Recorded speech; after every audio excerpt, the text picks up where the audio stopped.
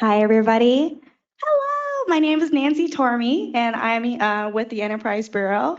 Just to give you a little background about the CDSS Exchange, it's a monthly speaker series that we hold regularly showcasing the work of CDSS and those outside of the organization. So if you have any questions as we move forward, please wait till the end to ask them unless you need clarification about something she's talking about. And we'll run a mic towards you because people viewing live via webinar can't hear you. So I'm going to pass the floor to Emily.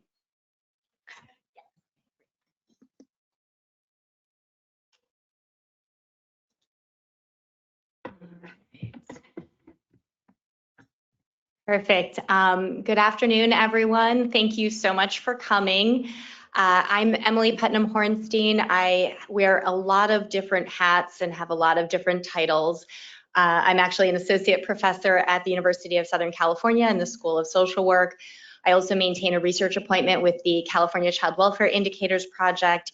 And I get to speak with you today because when I had my sabbatical a few years ago, I had the privilege of kind of being embedded as a researcher in residence. I think I gave myself that title. I'm not sure whether it's official, working with then Secretary Mike Wilkening and CDSS and the other departments to really come up with some strategies for moving even more quickly forward with some data sharing activities that were starting to take place across the agency.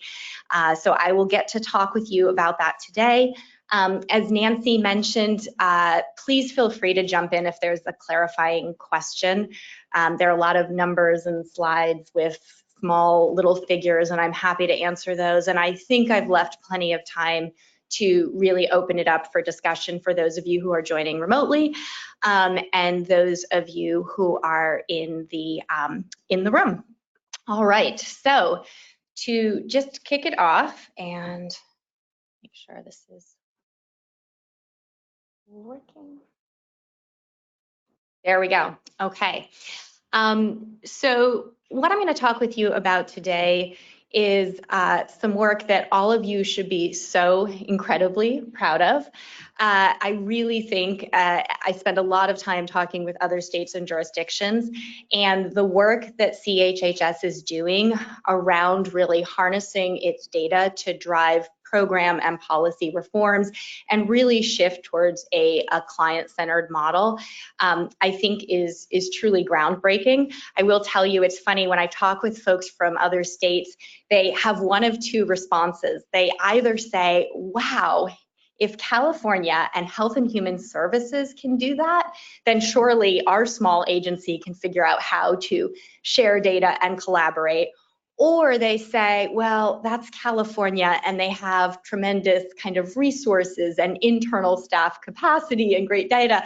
But either way, you guys are doing it. And CDSS, I think, deserves a particular shout out for two reasons. One, your department has had a long-standing history of really partnering closely with not just other departments, but university researchers. It's one of the reasons I actually moved to California, as I wanted to work with CDSS as a doctoral student at the Child Welfare Indicators Project, but also because the data that I'm going to present to you today, CDSS gets the prize for contributing the most program data to this record reconciliation. So, and what I've tried to do is I'm going to present a high-level overview of what the project is. I'm going to talk about the record reconciliation as well as plans for a research data hub. I'm going to talk about how it is we actually did this pilot linkage. I'm going to preview or show some findings that I've oriented really around some of the CDSS data sets because you guys are the host. And then I'm going to talk a little bit about some of the work that's taking place to move towards a research data hub. I would be remiss if I didn't first give a shout out to all of the colleagues and collaborators who have helped contribute to kind of the work that has gotten us to this place. Adam, David, Akhtar, Alicia, others, just want to kind of thank them, as well as the leadership from Lynette Scott, Scott Chrisman, Chris Krawcheck, obviously Secretary Galley, and Marco and others. So, all right, so what am I going to talk about today? Well, as you know, CHHS, and you guys are not alone, has data that is collected program by program. That's true across most jurisdictions that I've interacted with. But ultimately, what we are interested in doing is administering and delivering services that have the client or the person at the center. And that can be really hard to figure out who we are serving and how we are serving them and how we better coordinate our services if we don't have data that is organized around the person. So what we tend to have, the kind of the old adage, we've got all these data silos, when ultimately what we want is we want data about a person organized at that person level. So this project is really about figuring out how we can start to, within CHHS, organize administrative records and program data around an individual. Now, I am sure that you are all familiar with all sorts of other initiatives that are focused on data integration and interoperability, which is fabulous. What we are talking about in this particular use case is not actually trying to build new big data warehouses or data systems, because remember, there are a whole lot of use cases where it doesn't actually require that you have real-time access to the record that was generated yesterday, as opposed to you are able to understand from a whole kind of agency perspective the clients that you were serving 6 months ago, okay? And so I just want to really kind of reinforce that what we're talking about here is a pilot and a project that is not actually focused on real-time transactional kind of case management data. It's talking about taking our recent and yet still historical data about a client, figuring out how we connect those records across CalWORKs and child welfare and Medicaid and WIC, so that we can then follow individual client trajectories through those different programs over time or in the context of a given year, and look at their cross-program involvement, while also thinking about how services delivered in one system may affect the outcomes that we observe in a second.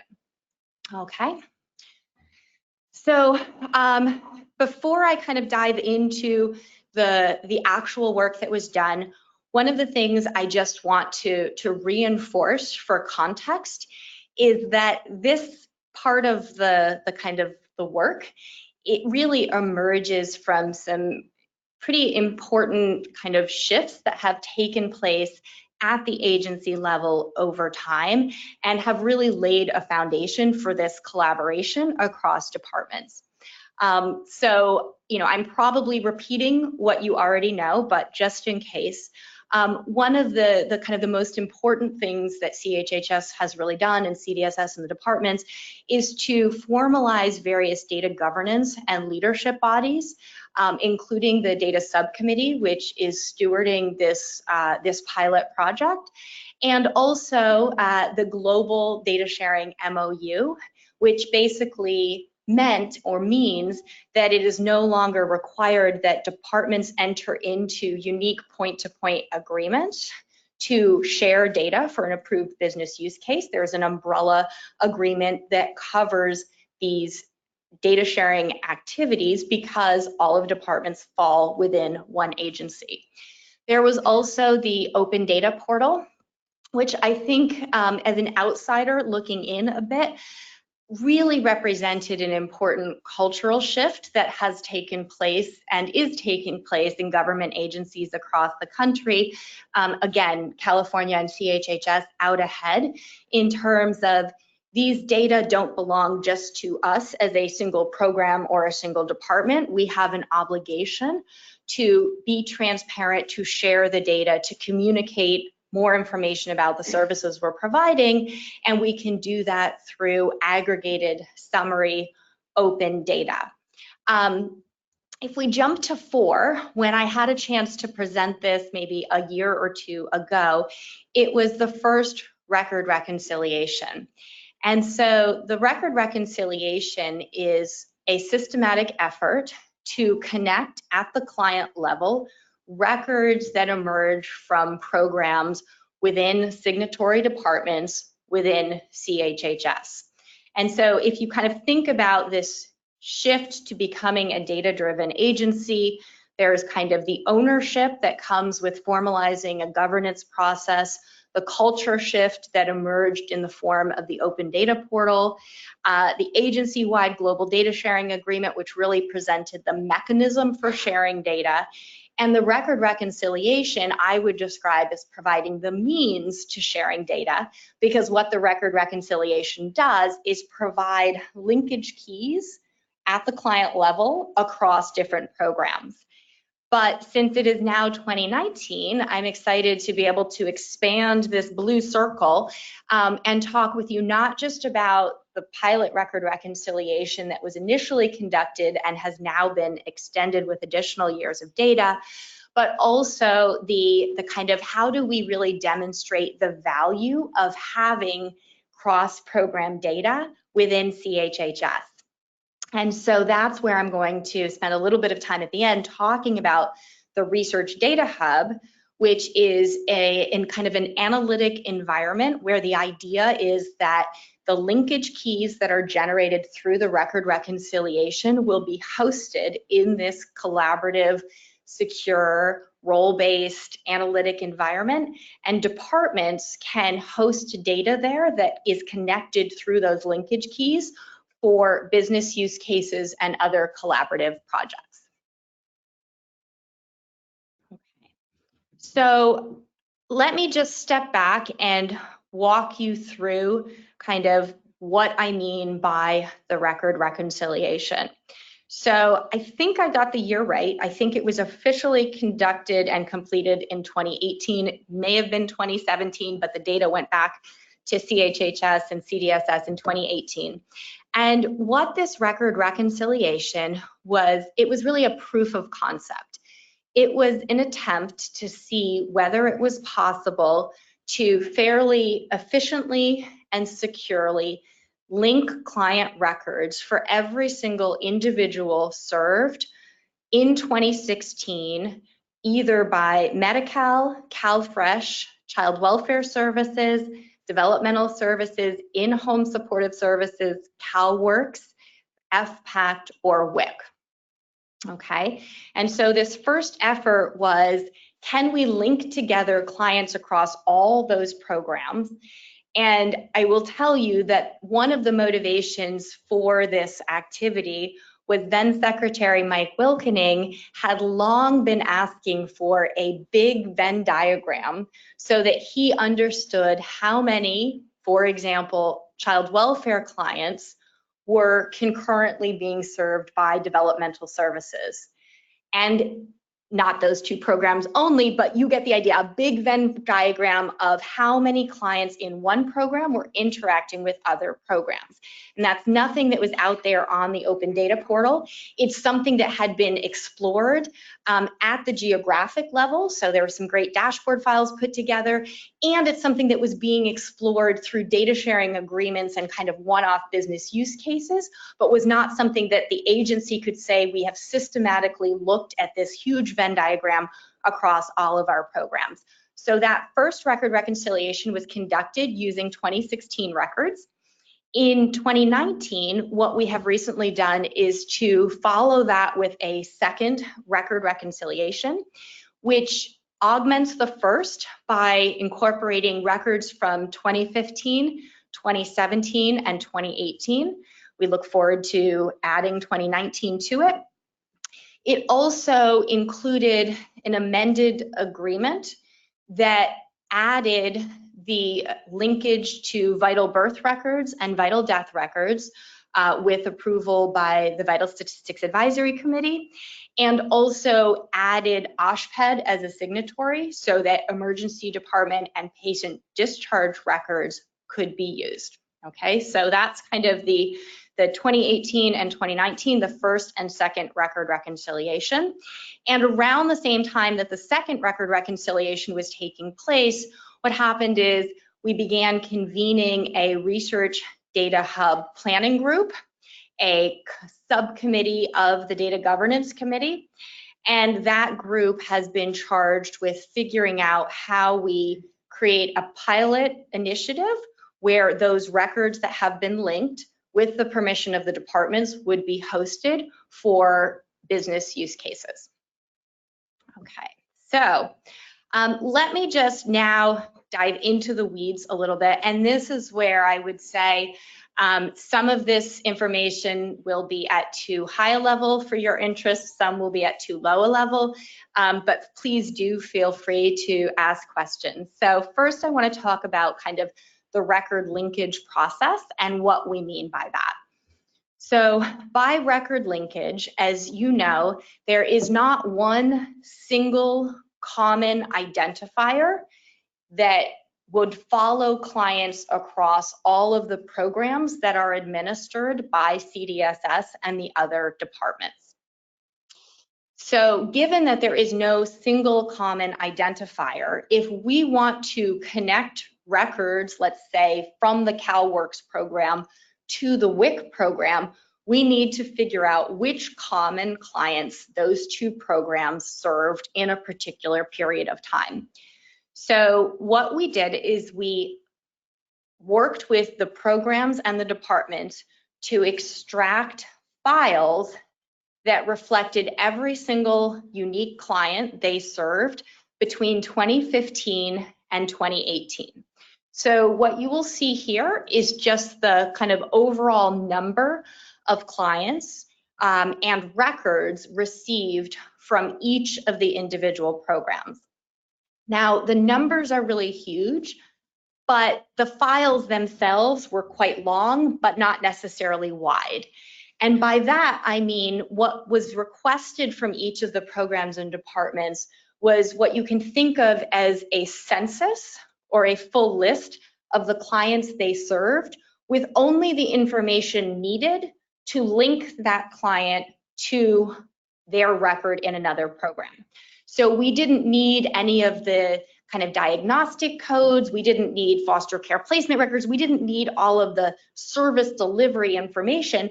We just needed to know who was served by each of these programs during this window of time.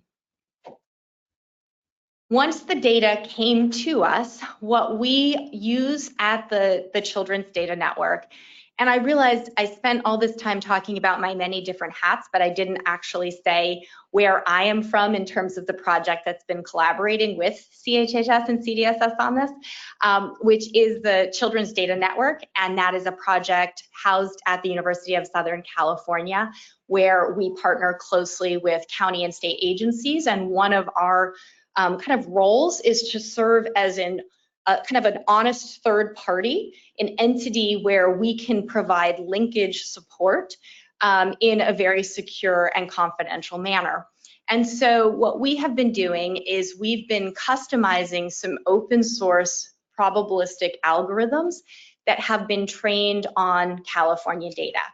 And I mentioned that it is open source because we are really happy that anything we have invested in training these algorithms to hopefully do a good job linking can be shared and handed back to departments, to CHHS at any point. And so, for example, right now, OSHPD is using some of the same kind of software platforms that we use for linkage, and we're able to work closely with them concerning some of the model development that was done.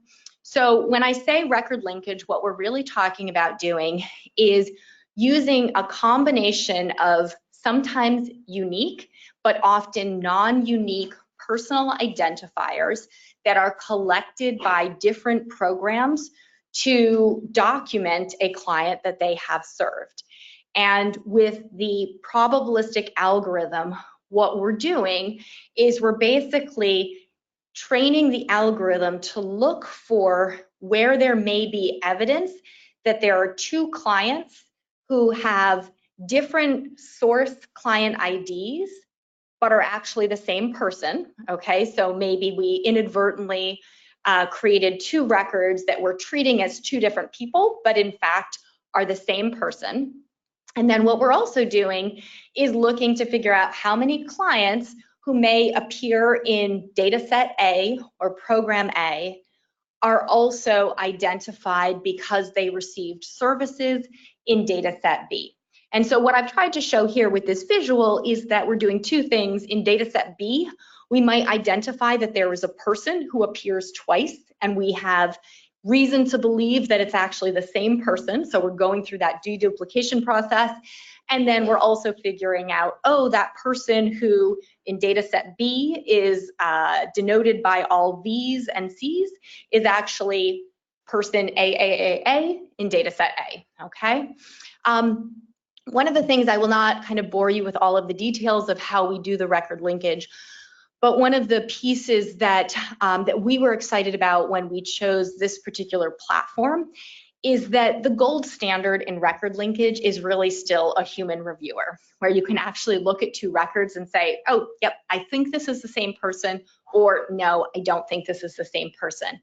And one of the opportunities we've had in building out this algorithm is that when we review records, rather than just saying, yes, this is when the algorithm got it right, or no, this is when the algorithm didn't get it right, what we do is we use that information from the human reviewer to train the model.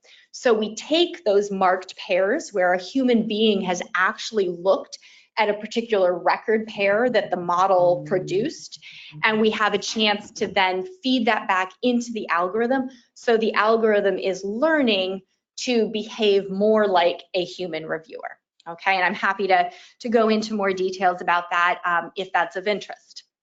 So what does this data processing look like? So with the second record reconciliation, each of the programs that had signed on to this data sharing agreement prepared an extract of client records that were securely transferred to the Children's Data Network. Again, you can think of that as a census of all clients who were served.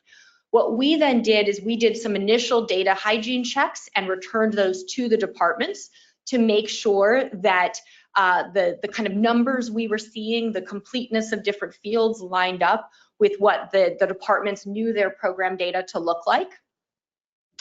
We then actually pull the data over into SQL tables so that we can run these probabilistic linkages, which are actually conducted on kind of a non-networked workstation at a secure facility at USC.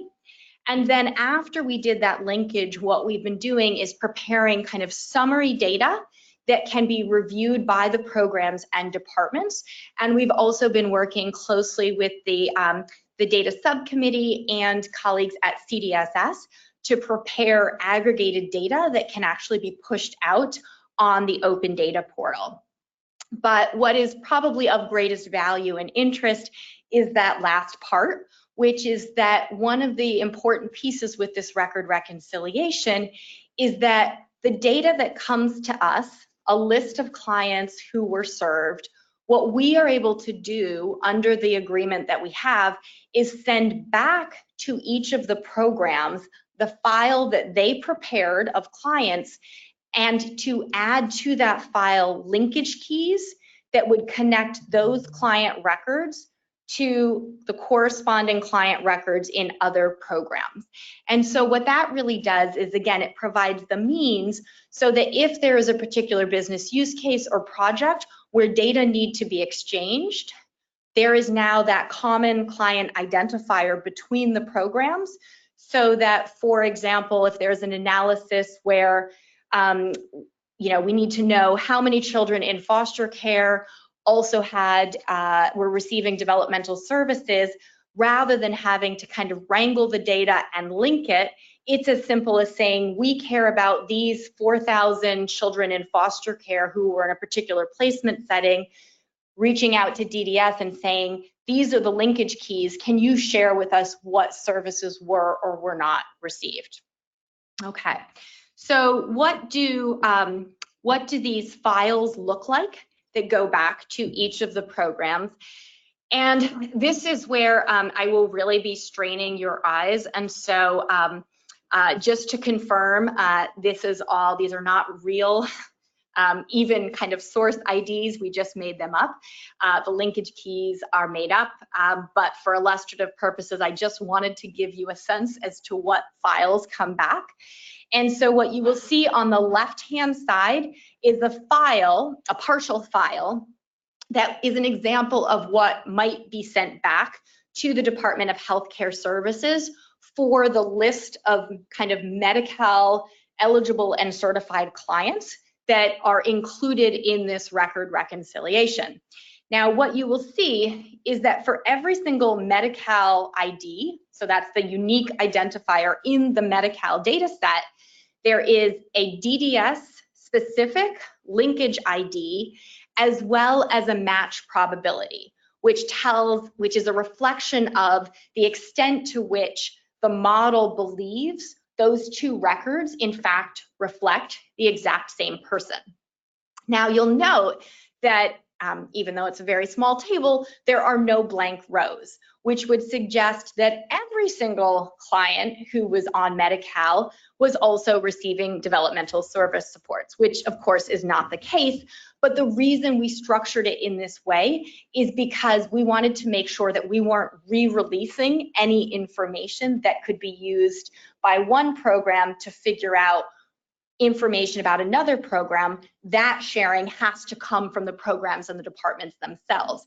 And so what we do in the files is we populate the records that go back with true linkage keys and true match probabilities. And for every client that in fact didn't match to a record in another program, we produce synthetic linkage keys and made up probability weights.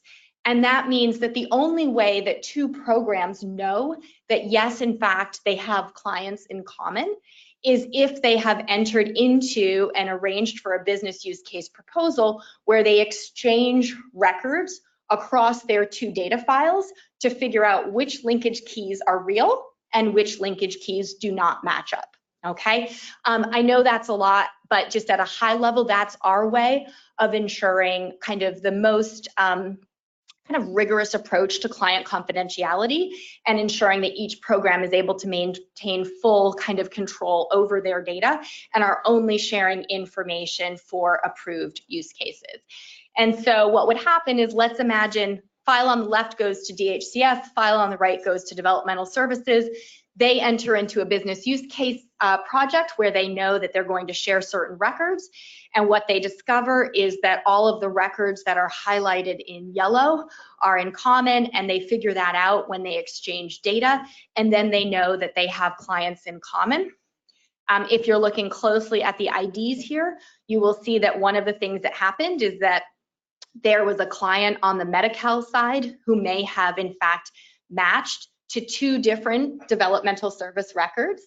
And so one of the things we're doing is we're not making a determination as to how individual programs or departments might want to handle when we identify a duplicate record. We're presenting and providing all of that information back so that there can be a decision made depending on the use case. Okay. All right, that may have been way more methods than people wanted, so let's get into some of the summary findings.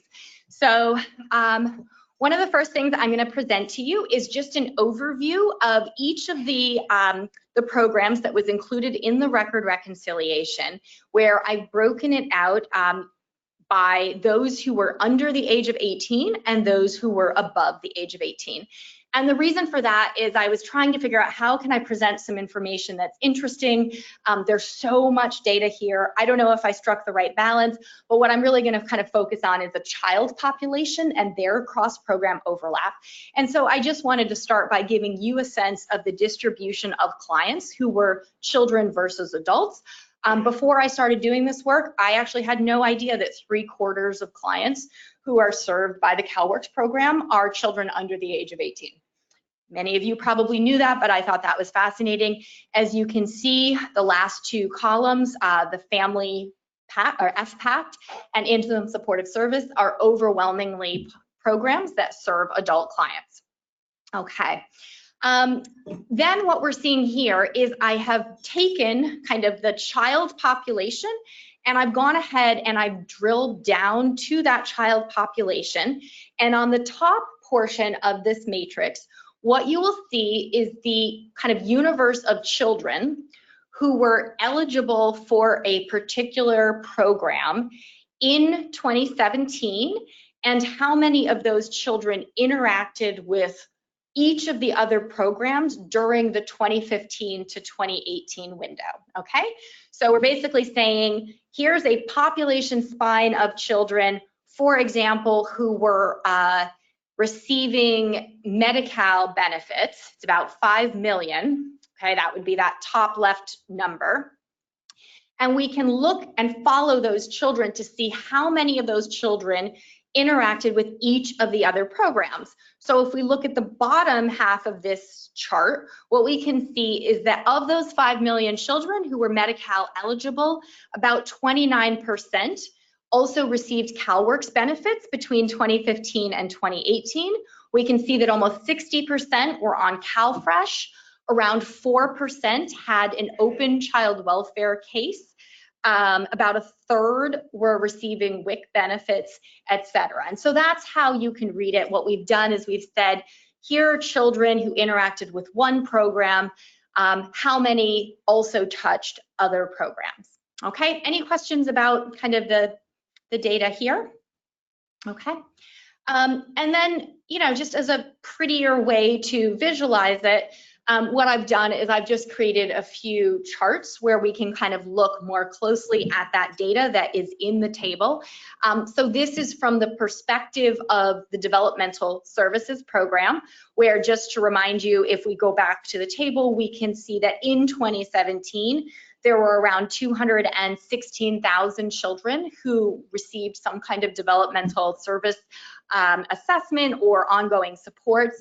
And when we look at that universe of kids, what we can see is that about 80% of them were also Medi-Cal eligible during that study window. About 13% or 14% were receiving CalWORKs benefits. About 30% were receiving CalFresh benefits. A little under 8% had some kind of open child welfare case during that period. And one of the things that I actually was really struck by is that 22% did receive in-home supportive services. And the reason that really caught my attention is, if we go back to remind you, in-home supportive services, only 6% of clients are child clients, so it's a very small fraction of the overall caseload. But for children who are receiving developmental services, almost a quarter of those children are also receiving in-home supportive services. So that's just an example where, again, you guys may find other things that jump out at you. As someone who didn't know either of those systems or services or programs very well, that is one thing that jumped out at me. This is looking at children who had open child welfare cases. One of the things that we did with the child welfare data is, rather than just focus exclusively on children, we pulled into this analysis parents with open cases, or parents of children with open cases. Because open cases could mean that the family is receiving services in the home, or the child has been removed and placed in foster care. And so knowing what other services and programs the parents of children who are child welfare involved are receiving seems to be a useful approach. What you will see here is that most children with an open child welfare case are receiving Medi-Cal benefits. More than half are receiving CalWORKs benefits. More than 2/3 CalFresh benefits. More than 40% are also receiving WIC, because we know child welfare is a kind of a caseload that skews heavily towards younger children. And then just briefly, this is the CalWORKs data for children who received CalWORKs benefits, and you can see almost every single kind of child on CalWORKs we were able to successfully match to a Medi-Cal record. Just to be clear, we actually were not using the Medicaid ID or the Meds ID. We were still just doing this based on probabilistic linkages, so it was a nice kind of validation there. And you can see that around 8% of children who are receiving CalWORKs benefits had an open child welfare case during this period. And then just another kind of way to use and work with these data is to think about the population of children who were in a particular program and how many other programs they interacted with during this time period. And so if you look at, for example, the Medi-Cal population, the way to read this is that if it says one program, it means that that was the only CHHS program that they interacted with. So about a quarter of children who were on Medi-Cal, that was the only kind of CHHS program they touched. For another 30%, they touched Medi-Cal and at least one other program, and so forth. And so again, because most of my research focuses on child welfare, I will jump to that bar. But what you can see is that for the child welfare population, we actually have almost a third of the caseload interacting with 5 or more CHHS programs. Again, just probably huge implications for how we think about coordination and exactly who these children and families are. All right. And then just one final chart where all I wanted to show you is that the additional thing that can be done with this data, and there are so many other things, is to just actually look at some of the demographic breakdowns that you see for a particular population. And so this is just a table where you can look at the children who were on CalWORKs, look at the population distribution by sex, race, ethnicity, and age, and look at differences in the cross-program involvement with each of the other CHHS programs by those demographic fields. All right, so on to the exciting kind of where we're going with this.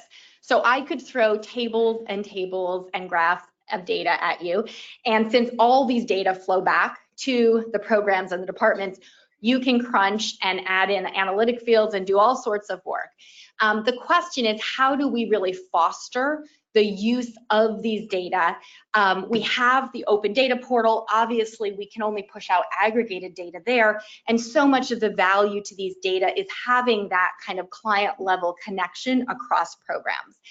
And so what is currently being worked on, and it may be given a different name, I'll look to Adam as to whether we're sticking with Research Data Hub or using something else, is this question of, okay, so now we have these linked data, but that means that CDSS has a file with linkage keys, and DDS has a file with linkage keys, and DHCS has a file with linkage keys, and there's still a lot of work that's required to kind of go forth and exchange data and analyze data. And so what is being kind of explored and piloted right now is this plan to develop a secure research enclave for hosting confidential, it would be stripped of identifiers, so I hesitate to call it de-identified, so it's confidential but de-identified records for research and analysis. And so this very busy picture is my attempt to summarize in pictures rather than words the way that this would work. And so on the top half of the slide, what you will see is that the vision is that each of the programs who chooses to participate would think to themselves, what are those common files that I am asked for from other departments? All I know is we've got these legacy data systems where we have potentially hundreds of relational tables, but for research and policy and operations, usually it's a relatively small number of fields that are relevant to kind of those types of questions and that research. And so what the vision is that each program will come up with a short list of some event level service related files that they commonly are asked for, and they would prepare those. The linkage through the record reconciliation will produce these linkage keys. And then what happens is, remember, the linkage keys are attached to the source client IDs. And so if both of those can be separately pushed into this research data hub environment that would be owned and governed by CHHS and the departments, this environment we have it right now set up with Python, R, we almost have SAS working. And the idea is that there would be 3 different user groups who could come into this environment to work with data. Once a department and a program has said, yes, this person from department over here has permission to access the following fields and files. And first and foremost would be CHHS data analysts who are working on an approved business use case. And then there are kind of opportunities, I think, to bringing in external university-based researchers, where historically, what have we done in California? Well, we've entered into evaluation projects where we send data out to our external research partners, and hopefully they deliver for us what we're looking for. Hopefully they secure the data according to the agreements that they've signed, but we almost never get the code back. Often there are data sets produced that would be useful to archive and host and share with other researchers. And so the idea is that this would also be an environment where we'd shift to a model where we're inviting people in to collaborate with department analysts as opposed to always sending data out. And then the third group there are county and other state agency data analysts. All right, my last slide, which is to just talk about the progress towards this research data hub environment, and then I will open it up for questions in the room and online. So there has been an initial kind of research data hub team assembled under Adam in the AIO's office. We were very fortunate to receive CHHS received a pilot foundation grant from the Heising-Simons Foundation, which is supporting some of the research and development phase of this research data hub project. The 2015 to 2018 record reconciliation has been completed by the departments and by the Children's Data Network. Our hope is that we will be able to kind of prototype and test the value proposition of having this environment by pushing some of the linked data from the record reconciliation into this environment, again, upon approval by the departments. And there's been an RDH work group assembled, established under the data governance subcommittee, which has representatives from each of the departments who are engaged in this planning process. We have chosen kind of a pilot technology partner, Open Lattice, to help us with the configuration of the platform for hosting this data. To keep the ball rolling, what we've done is at the Children's Data Network, we've created some synthetic data sets that have the same structure as some of the actual analytic files from the departments. And so Open Lattice has started configuring the environment to reflect that data structure. And then the departments and David and others from the AIO's office have been starting to kind of develop 2 different business use cases to explore the value of the Research Data Hub for this initial pilot.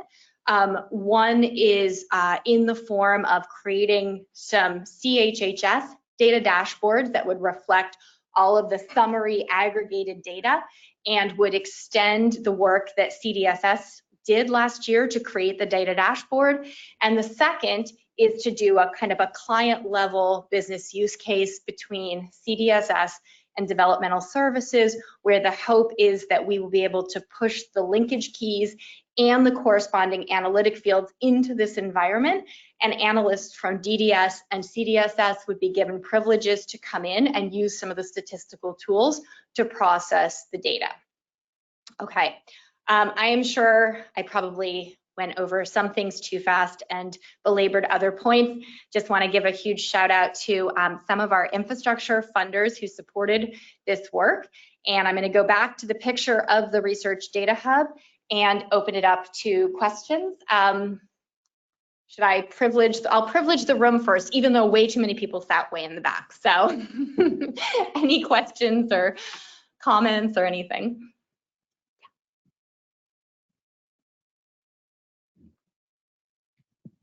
Hi, I'm Selena Chow from the Fiscal Forecasting and Policy Branch here at CDSS, and my group, we also have a small research team that works very closely with Akhtar Khan and other researchers that you've worked with. Really appreciate all the hard work that has gone into this. Data linkages and matching is something my group does, and it is not easy to get through and clean up the data and really make valuable use of it. So I have two questions. One, I'm always looking from the policy perspective, given that the role I serve in the department is sort of on the front end of budget forecasting and policy making. On the DDS data that you had found, did you have any information that would link to the determination of why a child was receiving those services? So in other words, was there information about whether they were determined to have autism or things like that? Because that's one of the cross sections of populations and determinations of what it is that they need the services in that we've had a lot of conversation about and trying to get multiple departments together to come up with a common solution. So that's one of the questions. Yeah, it's a great question, and the answer is no. But the reason for that is that the structure of the record reconciliation is that it's only the minimum information needed for us to carry out the linkage process that is shared. And so what that means is that we don't actually receive any information from DDS around particular diagnoses, what service was offered, dates. We basically just receive a list that they said, these are the clients we touched, and we link them. Now, the question that you have is one where the hope would be that if there are questions around that population, including their overlap with other programs, DDS and those partner programs are in a much better position to present a more kind of holistic kind of understanding of why certain kids were or weren't served. But that's nothing that we actually have access to through this project at the moment. Yeah, sure. I just wanted to add that that kind of information would be included in the business use case proposal. So within the BUCP, we would add information like we would like to know the diagnosis for the kids and that kind of thing. So we would still be exchanging that information with the department. It's just not part of the actual data linkage piece. And then my second question has to do with data outside of the agency. I thought I heard maybe at this year's Data Expo that there might be plans to explore education data or income data through EDD. So just want to confirm with you, is that part of the plan and what is the timeline for that? So I would defer to Adam and others on that. I think that first and foremost, the vision was let's get everything that falls within CHHS kind of organized, and there's a kind of a common shared understanding of governance and use case.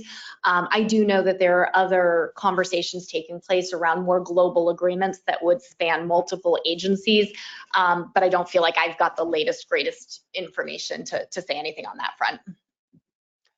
Yeah, that's right. But the global data sharing agreement that we've done across the CHHS departments that enabled this is very close to being expanded to statewide, which would be the steps in that. CDSS itself has agreements in place with Department of Education, so some of that has been done on a more use case basis.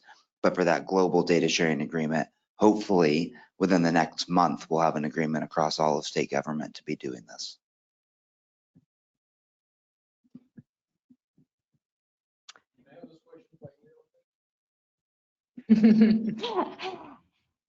Other questions in the room or online?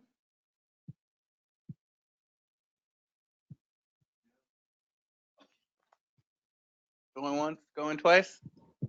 No questions? You guys make me feel badly because I know I didn't explain it that clearly. Okay. If nothing else, thank you so much, Emily, for coming and telling us the good work that you do. Thanks again for everyone for attending. If your unit, if you know any other units that would like to showcase for another CDS exchange, please reach out to the Enterprise Bureau. And all the materials for this CDS exchange will also be on the DSS homepage. Thank you all for coming. Have a wonderful day. Thank you, guys.